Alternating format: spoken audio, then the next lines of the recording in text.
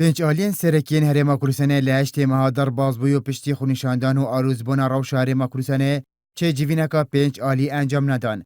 لی دیدارک که هر پنج آلی لی باجر هولیر خروکرن. لی سیم روژا دیدار انستیوت روشالات نافراز بو و کلینان میری روش نوری شاویس لی پارتا دموکراتا کورسنه و شورش حاجی لی تفگارا گران و عدنان مفتی لی کتین شمانیا کورسنه و محمد فرج امین درگیشه یگرتو اسلامی و علی باپیر امیر کمالا اسلامی بجداری کرن.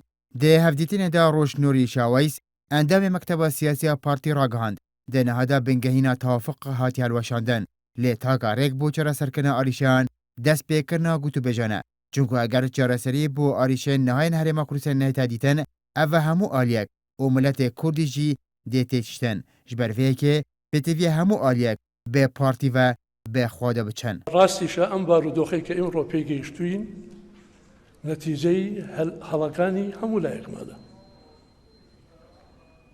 هیچ لایق بیگناه نیه لو هلانی که کراو. هر سری اعلام کمان کین او اعلام من بقشتی هانی ملتی داوا درجی سرکردکانی قسب که درجی مسئولینی قسب که درجی پروگرامی حزبکان قسب که. شورش حاجی اندام جواتان شیمانیا تفگارا گران رادگینه. نه لهمبری دوره کنه کوریکا سیم نینه چونکو یاند ویتن غازی بن به افلیچ کرنا حکومت و پارلمان یان جی بدرس کرنا کیانه که سر بخو آماجه پیکی جدیکه پارتی خواستیه به صدام در چون ری خونیشاندانان پرسا سروکاتی هرمه جبیرا خلک ببه هر وحال بیجه گاوا ایکم بو دست بکرنا گوتو بیجان و گراندن وزیرن گوران و سروکی پارلمانیه پیمان وایه استاو چند مانجیتر و چند ساڵیتر ئەگەر ئەم ناکۆچیانە خوا نەخواستە بە ئاقاری تریشدا بڕوا شتی ناخۆشتریشی لێ بکەوێتەوە کۆتاییەکەی ئیلا دەبێ ئێمە دابنیشین لەسەر مێزی گفتوگۆ بە گفتوگۆ چارەسەری ئاشتیانەی کێشەکانمان بکەین. ئێمە دەڵێن بۆ کار بگاتە ئەوە بۆ لە ئێستاوە دەست نەکەین بە گفتوگۆی ئاشتیانە بۆ لە ئێستاوە یەکتر قبوڵ نەکەین.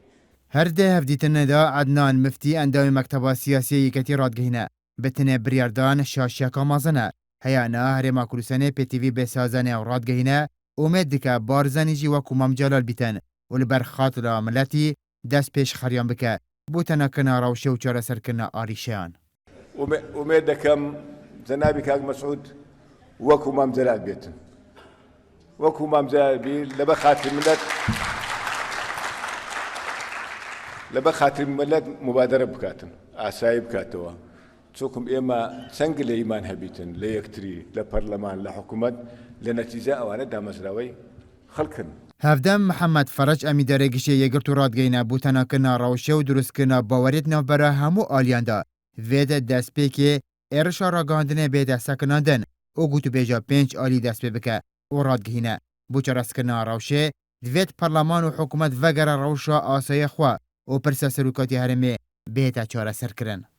خراپی بژێوی و نەبوونی موچە و بوجە و ئەمانە کاریگەریەکی کۆمەڵایەتیشی دروست کردووە. یعنی خەڵکێکی ناچار کردووە گەنجی ئەم وڵاتەکان نیشتیمانەکان بەجێهێشت کۆچەکەن. ئەمە حاڵەتێکی طبیعی نییە حاڵەتێکی زۆر ترسناکە.